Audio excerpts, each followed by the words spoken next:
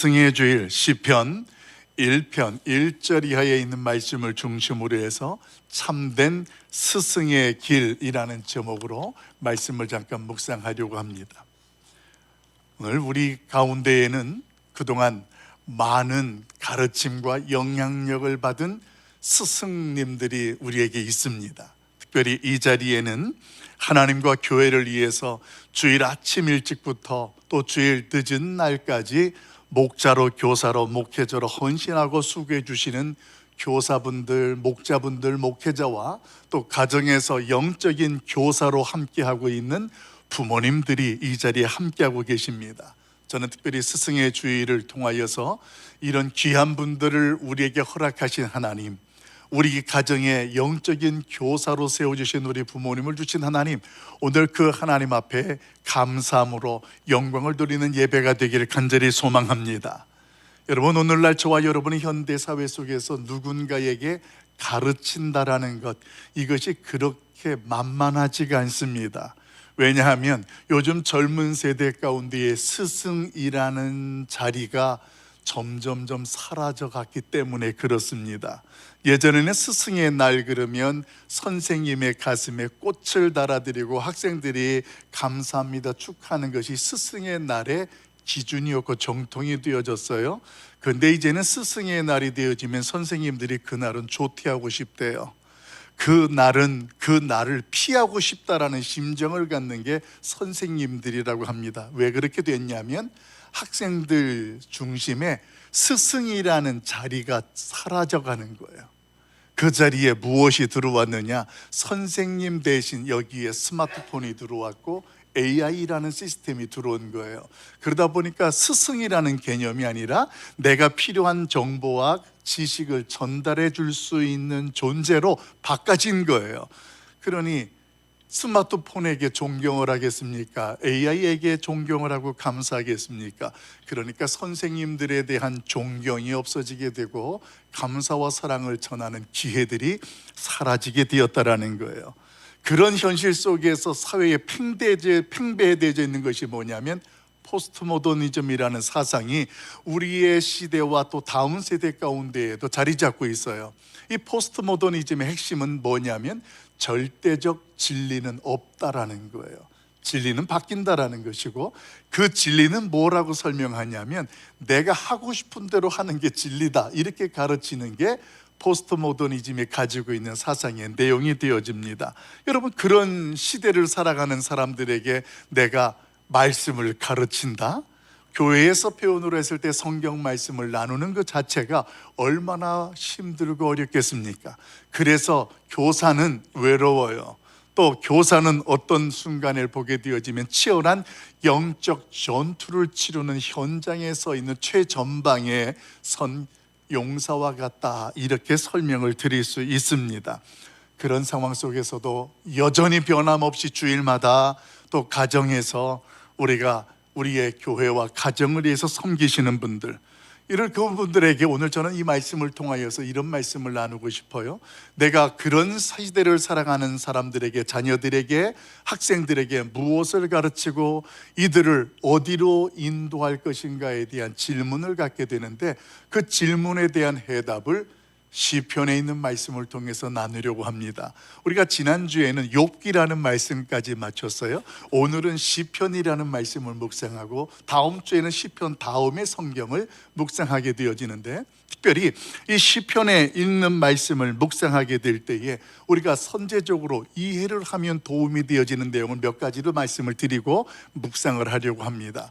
시편이라는 내용의 중심 인물들은 누구들이냐면 하나님 앞에 택함을 받았던 이스라엘 백성들, 선민들이었습니다. 오늘 그들은 하나님과의 관계 속에서, 언약 속에서 하나님을 경험하고 처음 했던 주인공들이었어요. 그러다 보니까 그들의 모습 속에 그 하나님이 나에게 어떻게 역사하셨고 어떤 가운데에 행하셨는지에 대한 고백들이 있고 간증들이 있게 되는 거예요. 그런 것들을 자신이 감사함으로 찬양으로 기도문으로 기록하게 되어졌습니다. 그렇게 되어져서 만들어졌던 내용의 시작이 바로 시편이라고 하는 시가서였습니다. 이렇게 시편이라는 책이 만들어졌는데, 여러분 지금 저와 여러분이 묵상하는 시편은 1편부터 해서 150편까지 되어 있어요. 굉장히 많은 내용들이 소개되어 있는데, 그 시편 속에는 수많은 사람들이 하나님을 경험하고 그 하나님을 고백하는 믿음의 간증들이 담겨 있습니다. 그런데 이 사람들이 그 내용을 같은 시기에 같은 기간 안에 했던 것이 아니에요. 여러분, 시편에 있는 내용이 어떤 시간을 근거로 하냐면 출애굽이라는 시간을 시점으로 잡습니다. 그 출애굽으로 해서부터 어느 시간까지의 내용을 시편 속에 담겨 있냐면 포로 귀환까지 담겨 있어요. 그 기간이 대략 1000년이라는 시간으로 계산해 볼 수 있습니다. 1000년이라는 시간 속에 하나님 앞에 택함 받았던 사람들이 하나님을 개인적으로 경험하고 민족적으로 경험했던 그 하나님 앞에 하나님 감사합니다라고 찬양하는 내용들이 담겨 있고, 그 하나님 앞에서 자신의 믿음의 고백을 기록하여 소개되어지는 책들이 시편이라는 내용이 된다라는 거예요. 그래서 그 시편이라는 내용을 보게 되어지면 그 내용 속에는 하나님 중심으로 되어 있는 거예요. 자기를 자랑하는 것이 아니라 하나님을 더럽히고 찬양하는 내용이에요. 이 내용이 너무 좋다 보니까 이 내용들이 이 히브리인들 가운데 레위 지파가 있잖아요. 그 레위인들이 이것을 어떤 절기 제사를 드릴 때에 그들의 고백을 가지고 함께 나누는, 그래서 간증문이 되어지기도 하고 찬양이 되어지는 용도로 사용하고, 또 개인 경건 생활을 할 때에도 그 시가서에 있는 말씀을 묵상하면서 이런 일이 있을 때는 이렇게 하나님 앞에 기도했었구나, 이렇게 기도했더니 이런 고백이 있었구나라는 것들을 말씀을 통해서 깨닫게 되고 배우게 되어지는 개인 경건의 모습으로도 선영되었습니다. 그뿐만이 아니었습니다.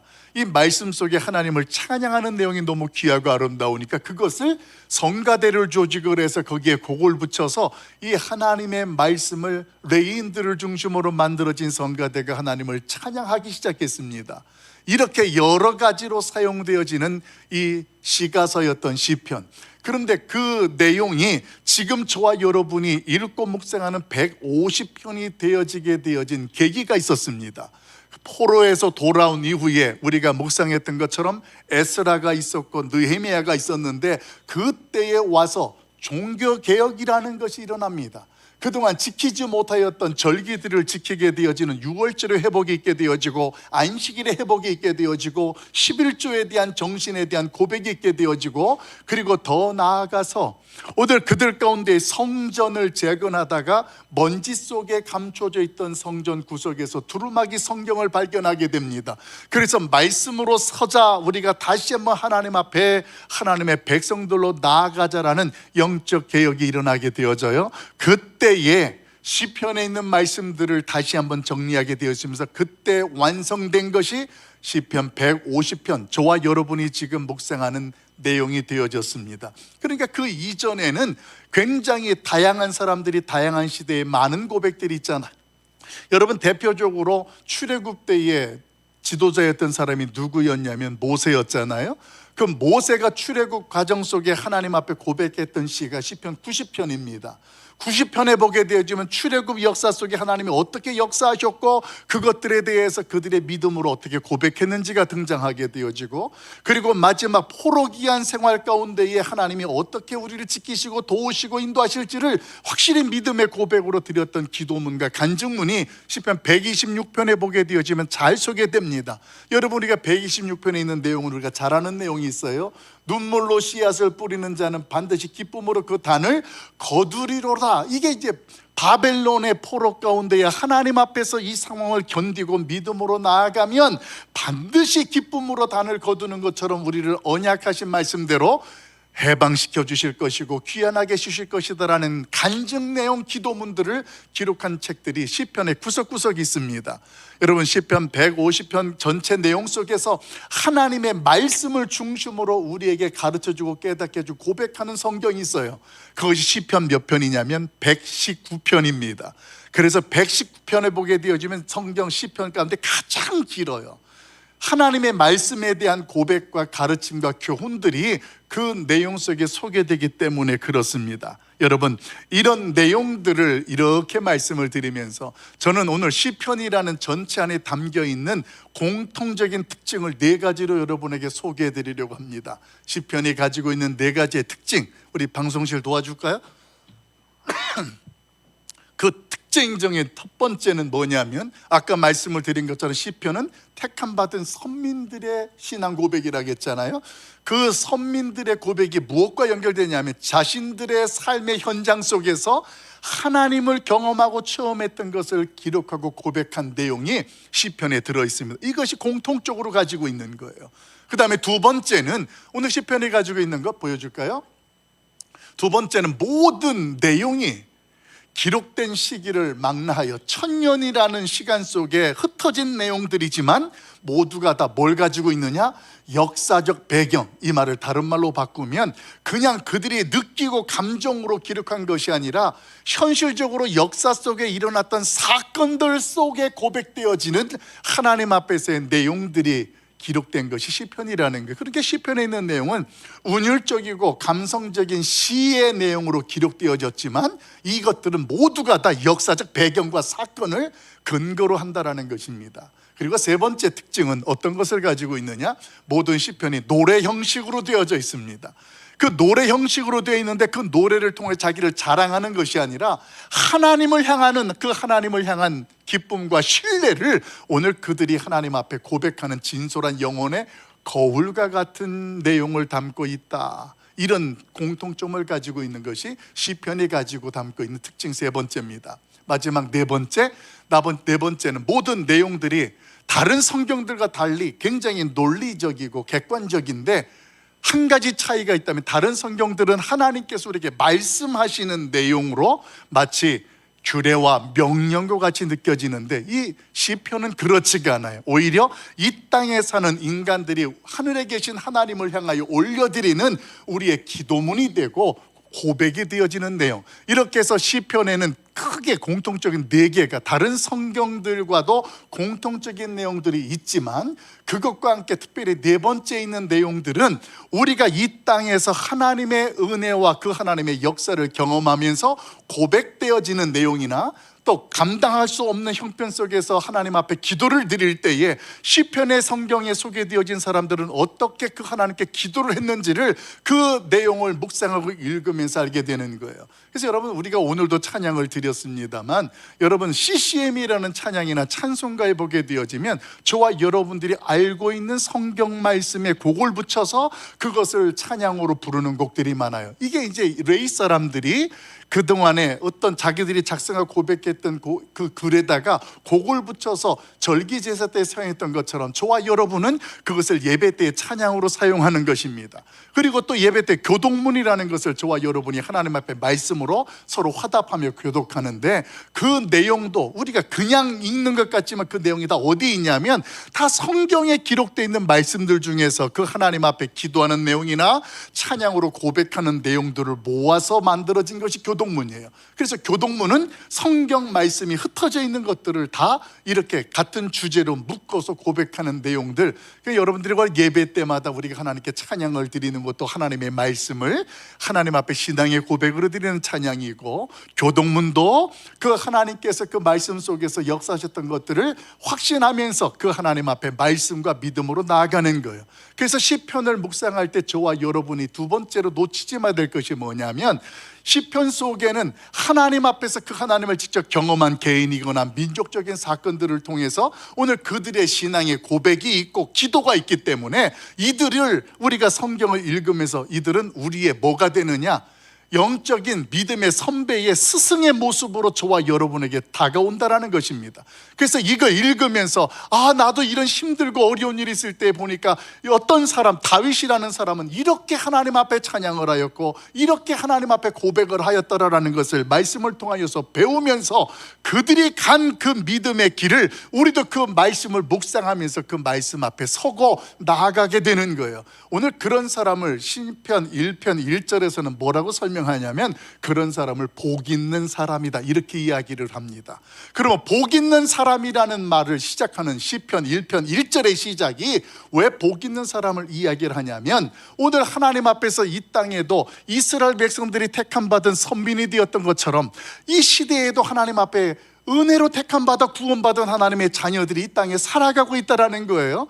그런데 성경에 소개되어지는 시편의 주인공들은 모두가 다 복 있는 자들이었습니다. 그 하나님 앞에서 하나님을 체험하고 믿음의 고백을 했던 사람들의 간증이 담겨 있잖아요. 그런 모습을 묵상하면서 이 시대에 하나님의 은혜로 구원받은 저와 여러분들도 이 땅에 이제는 하나님 앞에 참된 스승의 길을 우리도 걸어가고 살아내게 될 것을 권면하는 메시지, 그게 시편에 있는 내용의 중심이고 1장 1절부터 선포되는 하나님의 말씀이 되는 줄로 믿습니다. 여러분, 오늘 그 말씀을 묵상하면서 그래서 이렇게 우리 교회가 연말되어지면 우리 가족 묵상 말씀이라는 것을 신청받게 되잖아요. 근데 여러분, 우리 가정들이 다 말씀을 정해서 적어서 신청한 내용들을 보면 우리 성도들 가운데 80%가 시편이에요.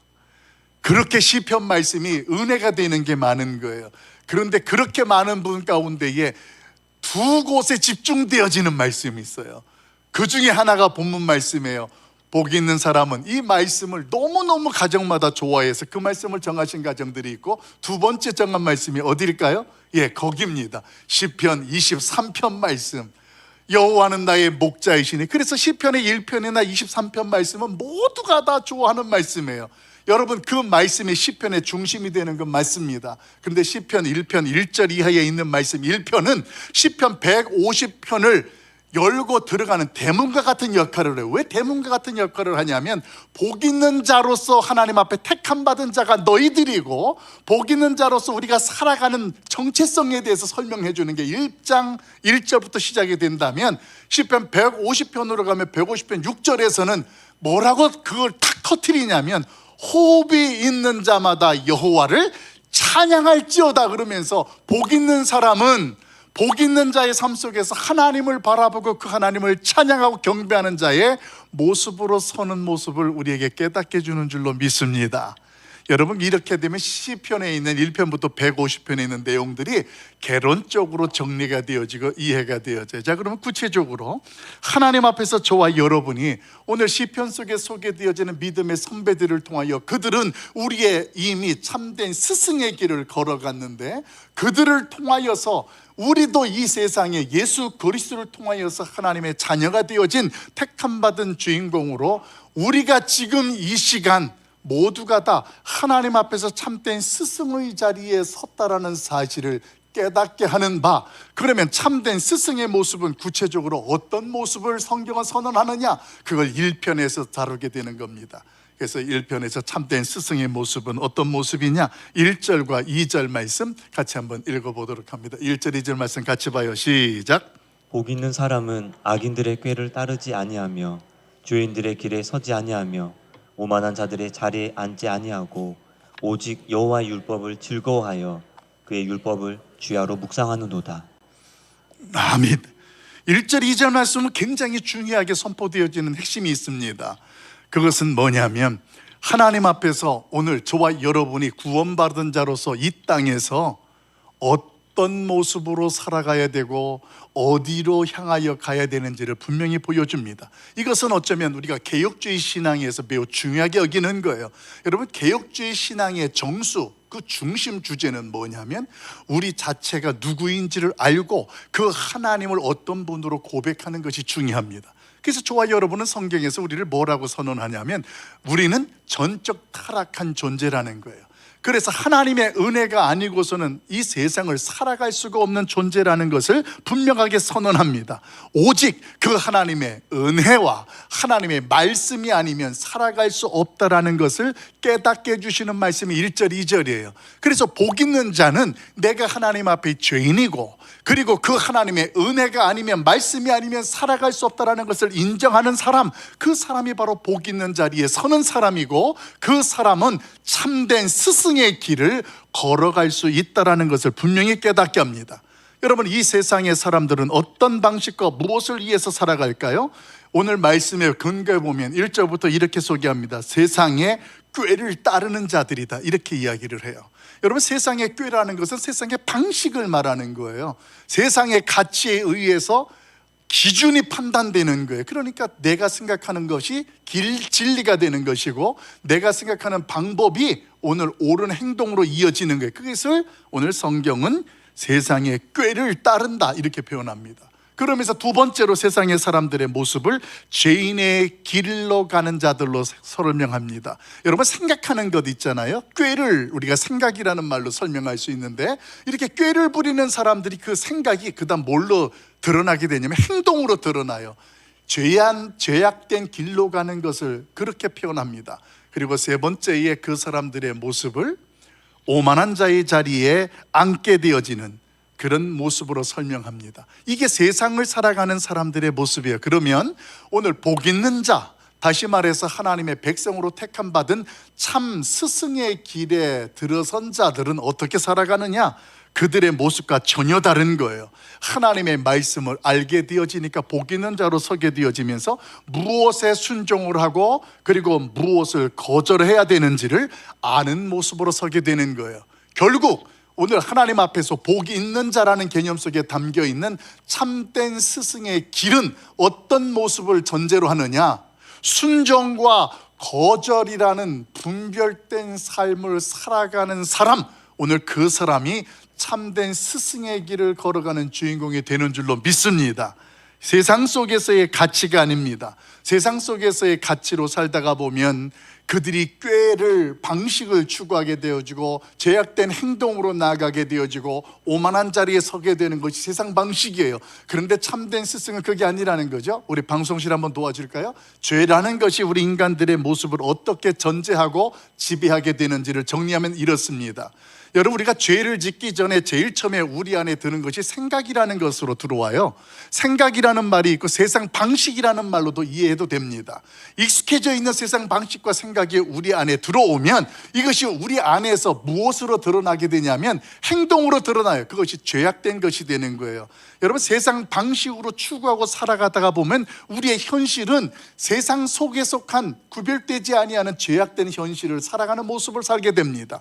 그러다가 보면 그게 익숙해지면서 내가 지금 이 자리에 서 있는 것이 당연한 것처럼 느껴지게 되어지고 이것이 습관처럼 되어지면서 우리의 성품이 굳은 마음이 되는 겁니다. 이것이 세상 사람들의 모습, 복 있는 자가 아니라 성경에 표현하면 바람에 나는 겨와 같은 존재가 바로 이런 자들이 되는 거예요.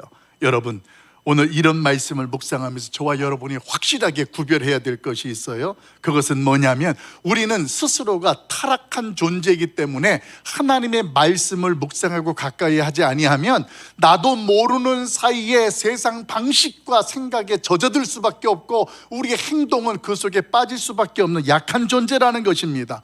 그러다 보니까 세상의 세속적 교육 방식이라는 그 익숙한 현실 속에 빠지다 보니까 우리가 삶 속에 믿음을 가지고 있어도 누구를 짓누르고 올라가야 된다라는 것이 세상 방식 속에 나도 익숙해지는 거예요.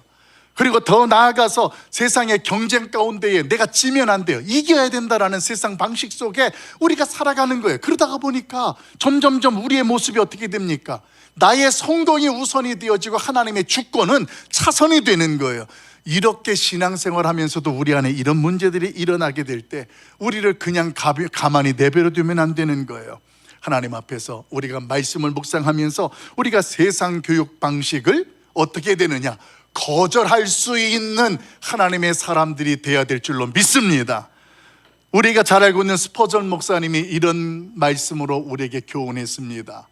세상을 살아가는 그리스도인들을 향하여서 세상에 대하여서 예스라는 것을 가르치기 이전에 거절할 수 있는 거룩한 노라는 것을 알려주는 것이 중요하다라고 스승에게 설명을 합니다. 여러분, 참된 스승은 말이에요, 예스를 가르치는 것이 아니라 세상을 향하여서 거룩한 노를 할 수 있는 사람, 이것은 하나님의 방식이 아니고 하나님의 뜻이 아니니까 내가 이것들은 거절해야 된다라는 분명한 모습으로 서는 것, 이것이 참된 스승이 될 수 있다라는 거예요. 여러분, 우리의 모습 속에서 하나님의 말씀을 묵상한다라는 것, 그 말씀하는 것이 결국은 무엇을 우리로 하게 하냐면 이 세상에 참된 스승의 모습으로 살아가는 기준이 되어지는 거예요. 그 방식을 2절은 이렇게 설명합니다. 2절 같이 한번 읽어봐요. 같이 봅니다. 시작. 오직 여호와의 율법을 즐거워하여 그의 율법을 주야로 묵상하는도다. 아멘. 참된 스승의 길을 걸어간다라는 사실이 내 판단과 경험으로 옳고 그름이 기준이 아니라 어떻게 말씀해요? 오직 여호와의 율법을 즐거워하는 것, 그래서 묵상하는 것이라고 이렇게 이야기합니다. 하나님의 말씀에 대하여서 묵상하면서 우리가 그 말씀의 뜻을 알았잖아요. 그러면 그 다음에는 행동으로 나아가는 거예요. 거절할 수 있어야 되는 거예요. 이것은 하나님의 뜻이 아니다. 그리고 순종함으로 나아가는 우리의 모습. 여러분, 성경은 순종하며 나아가는 모습을 즐거워한다, 주야로 묵상하고 즐거워하는 것이다, 이렇게 성경합니다. 여러분, 묵상하다라는 히브리어 말이 하가라는 뜻입니다. 이 하가라는 말이 읊조리다라는 뜻도 가지고 있고, 그리고 또 그 하나님의 말씀을 생각하고 또 생각하고 되새기다라는 의미를 포함합니다. 그러니까 그 말씀을 한 번 읽고 듣고 끝나는 것이 아니라 그 말씀을 계속 떠오르는 거예요. 하나님께서 우리로 하여금 이 땅에 참된 스승들을 보내주셔서 말씀을 통하여 만나게도 하시고, 그 말씀을 통해서 나를 참된 스승의 길로 인도하시는구나. 내가 참된 스승이 되려면 어떻게 해야 될까? 말씀해 보니까 오늘 그 말씀을 주야로 묵상을 하면 우리가 참된 스승의 길을 걸어갈 수 있다. 여러분, 저와 여러분이 하나님의 말씀을 통하여서 거절할 것들을 거절하고 순종할 것들을 순종하며 나아갈 때 그 모습이 참된 스승의 모습이 되고, 그 모습을 보면서 다른 누군가, 가정의 자녀들은, 교회의 학생들은, 주변에 있는 성도들은 그 사람의 뒷모습을 보면서 참 저분은 본받을 만하다, 저분을 따라서 닮아가야 되겠다, 이렇게 뒷모습을 보면서 모두가 다 그런 고백을 하게 되는 거예요. 저는 우리 가락성산교에 속한 교사들과 영적인 가정에서의 교사로 세워진 우리 부모님 모두가 다 우리의 뒷모습이 참된 스승의 모습이 되길 예수님의 이름으로 축원합니다. 우리 좌우에 인사할까요? 존경받는 뒷모습이 됩시다. 아멘. 여러분, 존경받는 뒷모습, 그 모습의 뿌리는 어디에 있냐면 시냇가에 심기운 나무가 오늘 뒷모습이 아름다운 거예요. 우리 3절 말씀 한번 더 읽고 말씀을 정리하려고 합니다. 3절 같이 한번 읽어볼까요? 같이 봐요. 시작. 그는 시냇가에 심은 나무가 철을 따라 열매를 맺으며 그 잎사귀가 마르지 아니함 같으니 그가 하는 모든 일이 다 형통하리로다. 아멘. 여러분, 시냇가에 심기운 나무와 시냇가가 아닌 곳에 심기운 나무의 차이가 뭐냐면 팔레스타인 지역에 가면 명확하게 구분되어져요. 팔레스타인 지역이라는 자체가 우기와 건기로 나누어져 있어요. 우기에는 물들이 많아요. 그러나 건기에는 비가 안 와요. 그러면 메말라요.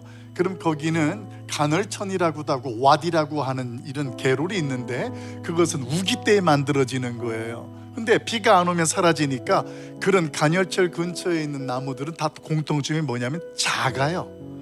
나무가 전부 크지가 않아요. 그러나 간혹 가다가 큰 나무들을 봐요. 그럼 그 나무는 지금 어디에 뿌리를 두고 있다고 할 수 있냐면 시냇가에 뿌리를 두고 있구나, 이렇게 할 수 있는 거예요. 그 모습을 보면서 아, 저 나무는 시냇가에 뿌리를 두고 있구나. 여러분, 시냇가에 뿌리를 둔 나무는요, 살아가려고 발버둥 칠 이유가 없어요. 그냥 뿌리만 시냇가에 뻗치고 그 수분을 빨아들이면 자라나게 되는 거예요. 여러분, 저와 여러분이 이미 그 시냇가에 심겨온 나무라는 사실을 믿습니까? 세상의 광야 같은 죄악된 세상에 살던 우리를 하나님께서 택하고 옮기셨어요. 어디로? 예수 그리스도의 십자가에 보혈이라는 생명수가 있는 곳에 저와 여러분을 심어주셨어요. 그래서 처음에는 보잘것없는 나무였는데 이제는 시냇가에 심겨온 나무가 되어져서 오늘 말씀해 보니까 그 잎이 청청하고 희절을 떠나서 열매를 맺게 된다라는 말씀으로 우리의 모습을 소개합니다. 여러분, 기억하세요. 지금 내가 가정에서, 교회에서 내 모습이 그렇게 똑똑하고 그렇게 존경받지 못할 부모의 모습이라고 할지라도 우리가 시냇가에 뿌리를 두고 있다면 우리를 통해서 반드시 열매가 맺게 될 줄로 믿습니다. 이것을 모르고 사는 세상의 가정들은 바람에 나는 겨와 같은 자녀들이 되고 학생들이 되는 거예요. 여러분, 오늘 저와 여러분이 참된 스승을 만났습니다. 말씀으로 오신 예수 그리스도를 만났고 그 말씀을 믿고 살았던 믿음의 선배들을 만나면서 저와 여러분이 이제는 나도 참된 스승의 길에 섰다라는 것을 알았습니다. 이제 여러분에게 마지막 질문을 던지려고 해요. 지금 나는 교회와 가정에서 우리 학생들과 자녀들에게 세상의 성공, 결을 추구하게 하고 있는가? 아니면 그 말씀에 뿌리를 내리게 하는 영적인 스승으로 서 있는가? 우리 모두가 다 하나님 앞에 시냇가에 심기운 나무로서 또 다른 참된 스승들을 세우고 참된 스승들을 기대하게 하는 하나님의 사람들이 다 되길 예수님의 이름으로 축원합니다.